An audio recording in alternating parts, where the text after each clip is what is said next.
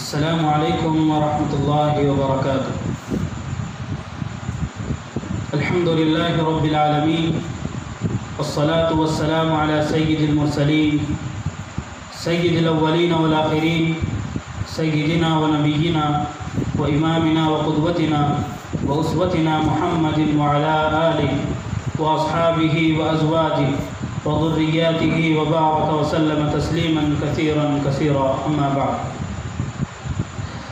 آج آپ حضرات کی خدمت میں چھٹے پارے کی مختصراً تفسیر عرض ہے۔ اعوذ باللہ من الشیطان الرجیم، بسم اللہ الرحمن الرحیم۔ لا يحب اللہ الجہر بالسوء من القول الا من ظلم وکان اللہ سمیعا علیما۔ ان تبدوا خیرا او تخفوه او تعفوا عن سوء فإن اللہ کان عفوا قدیرا۔ یہ چھٹے پارے کی ابتدائی دو آیات ہیں جن کا ترجمہ یہ ہے کہ اللہ بری بات کا چرچا پسند نہیں فرماتا سوائے اس کے جس پر ظلم ہوا ہو، اور اللہ خوب سننا اور جاننے والے ہیں۔ اللہ رب العالمین خوب سننے والے اور جاننے والے ہیں۔ تم اگر بھلائی کھول کر کرو یا چھپا کر کرو یا برائی سے درگزر کر جاؤ تو بلا شبہ اللہ رب العالمین بہت معاف کرنے والا اور قدرت رکھنے والا ہے۔ پہلی آیت میں یہ بیان کیا گیا کہ جس شخص پر کوئی ظلم کرے تو مظلوم اس کے ظلم کی شکایت عدالت میں کر سکتا ہے، جو عین عدل و انصاف کا تقاضا اور جرائم کا سد باب کا ایک ذریعہ ہے۔ اور یہ بات بھی معلوم ہوئی کہ جس پر کسی نے ظلم کیا اس کی حکایت یا اس کی شکایت لوگوں کے سامنے کرنا یہ غیبت حرام میں داخل نہیں ہوگی، کیونکہ اس ظالم نے خود اس مظلوم کو شکایت کرنے کا موقع دیا۔ قرآن کریم نے ایک طرف تو مظلوم کو ظلم کا بدلہ عطا کیا اور ظالم سے اس کا بدلہ لینے کی اجازت دی، دوسری طرف دوسری آیت میں اعلیٰ اخلاق کی تعلیم، عفو و درگزر کرنے کی ترغیب قرآن پاک نے مظلوم کو دلائی۔ دوسری آیت میں ان تبدوا خیرا او تخفوه او تعفوا عن سوء، اس آیت میں اصل مقصد تو ظلم کرنے سے متعلق بیان کرنا ہے، مگر اس کے ساتھ ساتھ اعلانیہ اور خفیہ نیکی کا بھی ذکر اللہ رب العالمین نے فرما کر اس طرف اشارہ کیا کہ عفو درگزر ایک بڑی نیکی ہے، جو بھی عفو درگزر سے کام لے گا وہ رحمت الہی کا مستحق ہوگا۔ آخر میں ایک بات یہ بیان فرمائی فإن اللہ کان عفوا قدیرا، کہ اللہ رب العالمین بہت درگزر کرنے والا اور بڑی قدرت رکھنے والا ہے۔ یہ جملہ کہہ کر اللہ رب العالمین نے یہ بدلہ دیا کہ اللہ تعالیٰ قادر مطلق ہے، جو چاہے وہ سزا دے سکتا ہے، اس کے باوجود بھی اللہ رب العالمین خوب معاف کرنے والا ہے۔ تو مظلوم کی طرف اشارہ کیا جا رہا ہے کہ وہ بھی جس نے اس پر ظلم کیا وہ بھی کوشش کرے اس بات کی کہ اس کے ساتھ عفو درگزر کا معاملہ کیا جائے۔ یہ ایک قرآنی اصول اور قرآن کا مربیانہ انداز ہے کہ ایک طرف برابر کے انتقام کا حق بھی دیا قرآن نے، جو عدل و انصاف کا بہترین نمونہ ہے، دوسری طرف مظلوم کو اعلیٰ اخلاق کی تعلیم دے کر عفو درگزر پر آمادہ کیا۔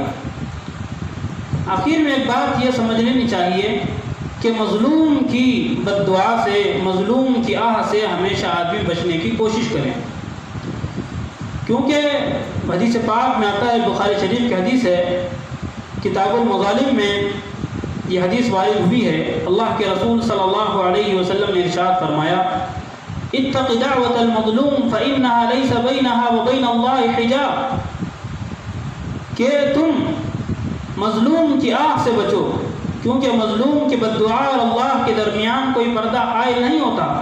آسمانوں کو چیرتے ہوئے مظلوم کی بد دعا اللہ کے بارگاہ میں حاضر ہوتی ہے۔ تو اس بارے میں آدمی غور کرے کہ آدمی نہ ظالم بنے اور نہ ہی مظلوم کی آہ لے۔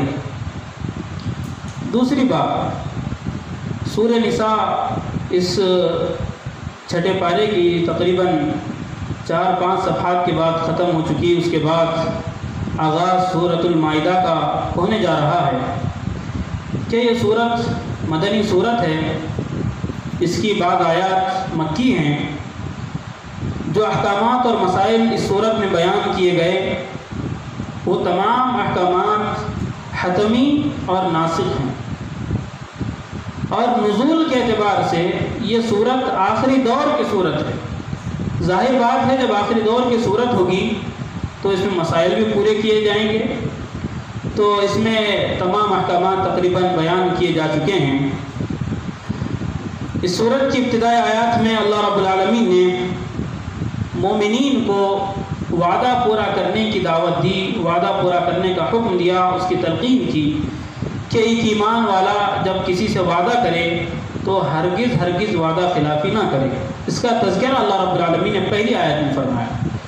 اس کی تیسری آیت میں بہت سارے مسائل بیان کیے گئے جن میں خاص طور سے حلال اور حرام جانوروں کا تذکرہ، حلال اور حرام چیزوں کا تذکرہ اللہ رب العالمین نے بیان فرمایا کہ حلال جانور یعنی جو حرام جانور جس کا کھانا کسی بھی اعتبار سے، جسمانی اعتبار سے ہو یا روحانی اعتبار سے بالکل نامناسب ہے، اس کو اللہ رب العالمین نے بڑی تفصیل کے ساتھ بیان کیا، تقریباً آدھے صفحے کے اندر۔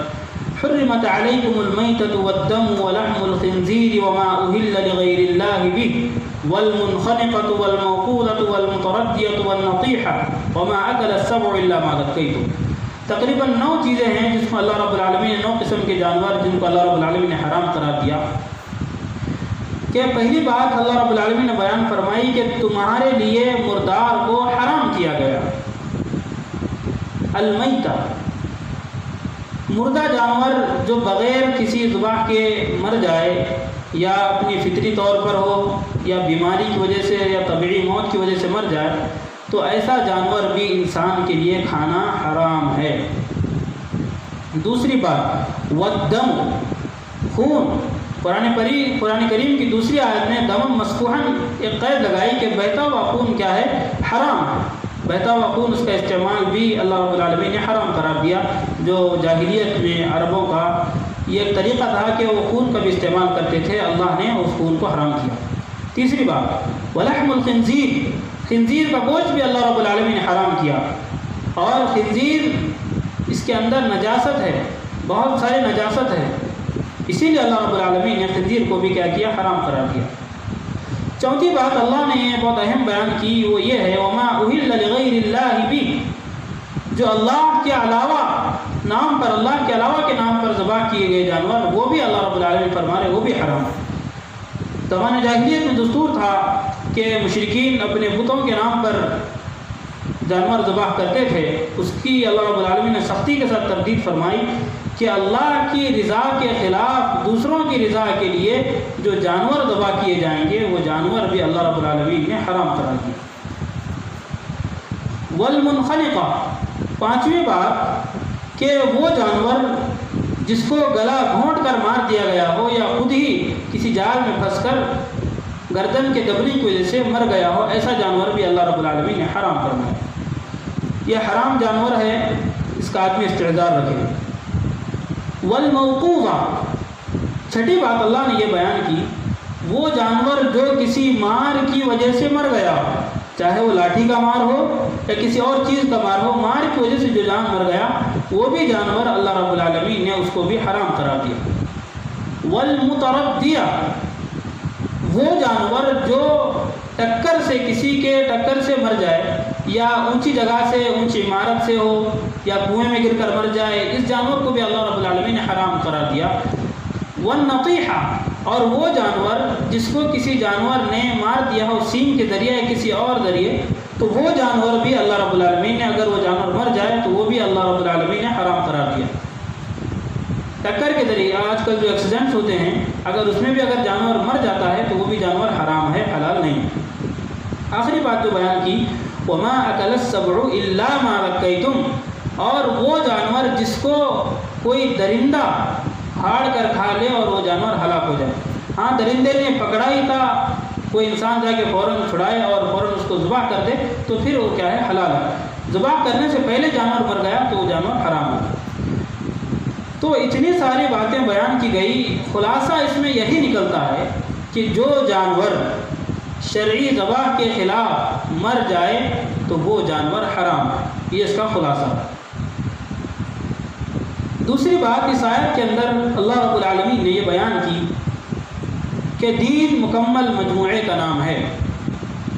الیوم اکملت لکم دینکم واتممت علیکم نعمتی ورضیت لکم الاسلام دینا، کہ آج میں نے تمہارے لیے دین مکمل کر دیا اور تم پر اپنی نعمت بھی تمام کر دی اور دین کے طور پر تمہارے لیے اسلام کو پسند کیا۔ یہ آیت حجۃ الوداع کے موقع پر عرفہ کے روز جمعہ کے دن عصر کے وقت نازل ہوئی۔ اس آیت کے نزول کے بعد حضور پاک صلی اللہ علیہ وسلم اس دار فانی میں صرف 81 دن قیام کیا۔ اس کے بعد حضور پاک صلی اللہ علیہ وسلم نے اس دار فانی کو الوداع کہا۔ بخاری شریف کے کتاب الایمان میں اس آیت کے متعلق حدیث وارد ہوئی ہے کہ ایک یہودی نے حضرت عمر رضی اللہ عنہ جو خلیفہ ثانی ہیں ان سے عرض کیا کہ اے امیر المؤمنین، آپ کی کتاب میں ایک آیت ہے جس کی آپ لوگ تلاوت کرتے ہیں، جس کو آپ لوگ پڑھتے ہیں، اگر وہ آیت اگر ہم یہودیوں پر نازل ہوتی تو ہم اس دن کو عید کا دن مانتے، اس دن کو عید کے دن کے طور پر مناتے۔ تو حضرت عمر نے پوچھا کون سی آیت؟ تو اس یہودی نے کہا الیوم اکملت لکم دینکم واتممت علیکم نعمتی ورضیت لکم الاسلام دینا۔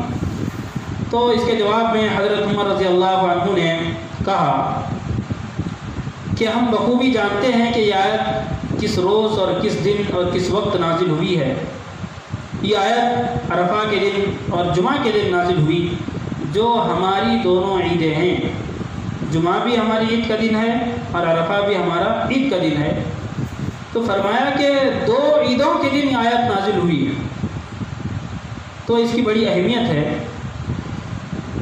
یہ آیت، اس کی اتنی اہمیت، اس کی اتنی حیثیت اسلام کے اندر، اس میں اتنا قابل فخر اور قابل شکر اس کے اندر چیزیں پائی جاتی ہیں کہ آدمی قیامت تک ہر دن اگر تہوار اس پر منائیں تو وہ بھی کم ہے، کیونکہ اللہ رب العالمین نے حضور پاک صلی اللہ علیہ وسلم سے پہلے جتنے انبیاء کو بھیجا اور جو شریعت دے کر بھیجی، جو دین دے کر بھیجا، وہ دین اجزائے دین تھا، کل دین نہیں تھا۔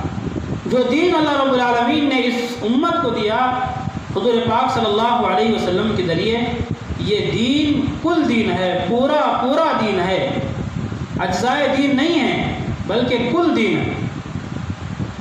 دین مکمل مجموعے کا نام ہے، کل کا نام ہے، اجزاء کا نام نہیں ہے۔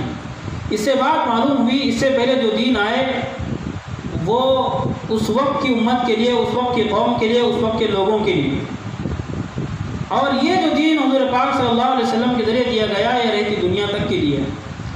دوسری بات یہ بھی معلوم ہوئی اکملت لکم دینکم، جب دین مکمل ہو گیا تو پھر اس کے اندر کسی طرح کی نئی چیز کے ایجاد کی ضرورت نہیں ہے اور گنجائش نہیں ہے، اجازت نہیں ہے۔ بخاری شریف کی حدیث ہے، حضرت عائشہ رضی اللہ عنہا جس کی راویہ ہیں فرماتی ہیں اللہ کے رسول صلی اللہ علیہ وسلم نے ارشاد فرمایا من احدث فی امرنا ھذا ما لیس فیہ فہو رد، کہ جس کسی نے ہمارے دین میں کسی بھی چیز کے ایجاد کرنے کی کوشش کی یا ایجاد کیا تو وہ قابل قبول نہیں ہے، وہ چیز مردود ہے، فہو رد، وہ قابل مردود، وہ مردود چیز ہے، اس کو کسی اعتبار سے قبول نہیں کیا جائے گا۔ تو آدمی اس بات کو ذہن نشین کر لے کہ احکامات پر چلنا ہے اور بدعات سے بچنا ہے، لازم ملزوم چیزیں ہیں۔ اگر آدمی احکامات پر صرف چلے گا، بدعات سے نہیں بچے گا تو پھر اس کے اعمال اکارت جائیں گے۔ تو آدمی کی ذمہ داری ہے کہ بدعات سے بچتے ہوئے آدمی احکامات پر چلے تاکہ اس کی زندگی سنور جائے، تاکہ اس کی زندگی صحیح اسلامی زندگی ہو۔ جو تذکرہ اس آیت کے اندر کیا گیا وَأَتْمَمْتُ عَلَيْكُمْ نِعْمَتِي، اللہ نے فرمایا کہ میں نے تم پر اپنی نعمت کا اتمام کیا۔ اس کے بعد فرمایا وَرَضِيتُ لَكُمُ الْإِسْلَامَ دِينًا، اور تمہارے لیے میں دین کو میں نے اسلام کو بطور دین کے پسند کیا۔ یہ اسلام وہی اسلام ہے جس کے متعلق پچھلی آیتوں میں کہا گیا یا ایھا الذین آمنوا اتقوا اللہ حق تقاته ولا تموتن الا وانتم مسلمون، کہ ایمان والو اللہ سے ڈرو جس طرح اللہ سے ڈرنے کا حق ہے، اور تم ہرگز نہ مرو مگر یہ کہ تم اسلام کی حالت میں، یعنی اگر تم مرو تو اسلام کی حالت میں مرو۔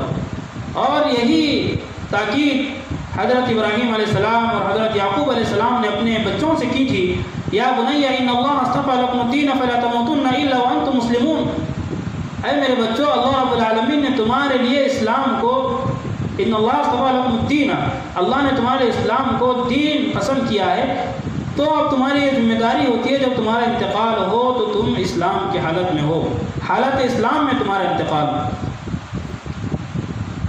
یہ بات تھی اسلام کے تعلق سے۔ وَأَتْمَمْتُ عَلَيْكُمْ نِعْمَتِي، اللہ رب العالمین نے اسلام کے ذریعے نعمت کی تکمیل کی۔ کتنا بڑا احسان اللہ رب العالمین نے اس امت پر کیا، اور اللہ رب العالمین نے کتنی آن، کتنی شان، کتنے احسان اور کتنے امتنان کے ساتھ اللہ رب العالمین نے بیان کیا، اليوم اکملت لکم دینکم واتممت علیکم نعمتی ورضیت لکم الاسلام دینا۔ تو اس آیت کا تقاضا یہی ہے کہ ہم عقائد میں، عبادات میں، معاملات میں، معاشرت میں، ہر لائن میں، ہر جگہ ہم کو اسلام کی جھلک پیش کرنی ہے، اسلام کا نمونہ پیش کرنا ہے۔ اس آیت کا یہی تقاضا ہے کہ ہم اپنے اعمال سے، اپنے افکار سے، اپنی گفتار سے، ہر اعتبار سے ہم اپنے آپ کو مسلمان پیش کریں، ہر اعتبار سے ہم اپنے آپ کو مکمل پیش کریں۔ یہ مکمل دین ہے۔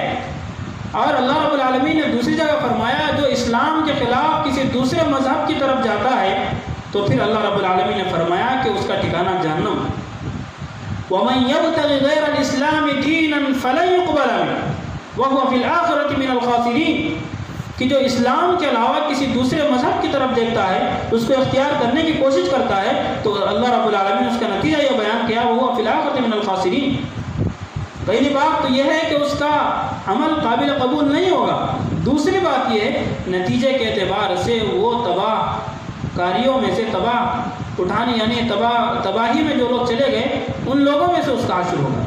تو ایمان والے کو، اسلام والے کو ہمیشہ اللہ رب العالمین کا شکر ادا کرنا چاہیے کہ اللہ تو نے کتنی بڑی نعمت ہم پر دی۔ اسلام جیسی نعمت کے ساتوں سمندر اگر ساری دنیا میں اگر قدموں میں بچھا دی جائے اور یہ کہا جائے کہ اسلام سے ہٹ جاؤ تو آدمی کی چیخیں نکلنا چاہیے۔ یہ اسلام کی عظمت ہے، یہ اسلام کی اہمیت ہے کہ دنیا کی ساری چیزیں ایک طرف اور ایک ایمان والے کا ایمان ایک طرف۔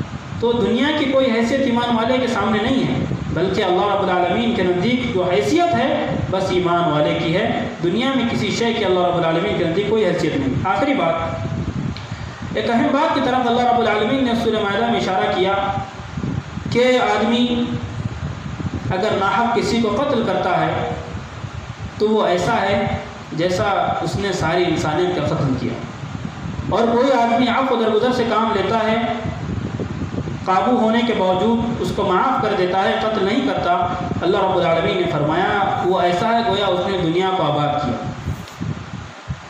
فرمایا فَكَأَنَّمَا من أجل ذلك كتبنا على بني إسرائيل أنه من قتل نفسا بغير نفس أو فساد في الأرض فكأنما قتل الناس جميعا، جو ناحق کسی کا قتل کرتا ہے یا زمین میں فساد کے غرض سے کہ لوگوں میں ہمارا ڈر بنا رہے، اس اعتبار سے لوگوں کا قتل کرتا ہے، لوگوں کے ساتھ زیادتی کرتا ہے، فكأنما قتل الناس جميعا، تو ایسا ہے گویا اس نے ساری انسانیت کا قتل کیا۔ دوسری بات بیان کی وَمَنْ أَحْيَاهَا فَكَأَنَّمَا أَحْيَا النَّاسَ جَمِيعًا، اور جو قابو ہونے کے باوجود بھی کسی شخص کا قتل نہیں کرتا گویا وہ ایسا ہے جس نے ساری انسانیت کو زندگی بخشی۔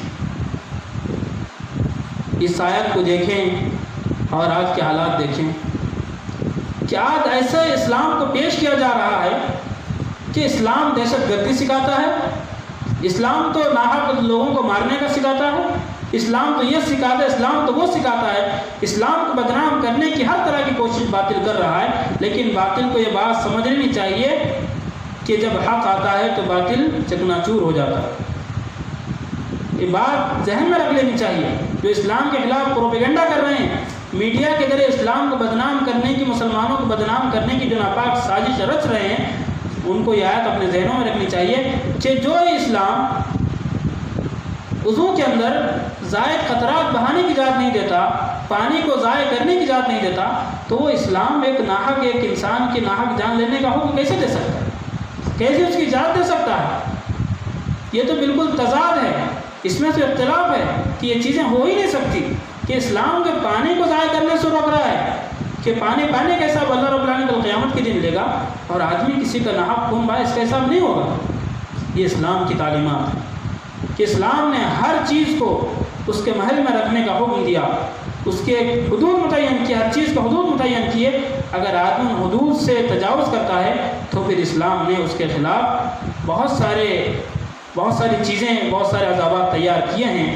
تو ہماری یہ ذمہ داری ہوتی ہے کہ آج میڈیا کے ذریعے جو اسلام کی غلط تصویر پیش کی جا رہی ہے، ہم مسلمانوں کی یہ ذمہ داری ہے کہ اس غلط تصویر کو ہم اپنے اعمال کے ذریعے یا سوشل میڈیا کے ذریعے لوگوں کے سامنے، دنیا کے سامنے لائیں کہ جو اسلام پیش کیا جا رہا ہے وہ غلط ہے، جو ہم پیش کر رہے ہیں وہ اسلام صحیح ہے. شریعت کی روشنی میں، قرآن کی روشنی میں، حدیث کی روشنی میں ہم اسلام کا صحیح تعارف سوشل میڈیا کے ذریعے ہو، چاہے جس اعتبار سے ہم کر سکتے ہیں کریں. اللہ رب العالمین سے دعا ہے اللہ تعالی ہم تمام کو اچھی باتوں کے پھیلانے کی توفیق عطا فرمائے اور برائیوں کا خاتمہ کرنے کی اللہ تعالی ہم تمام کو توفیق عطا فرمائے. وآخر دعوانا ان الحمد للہ رب العالمین.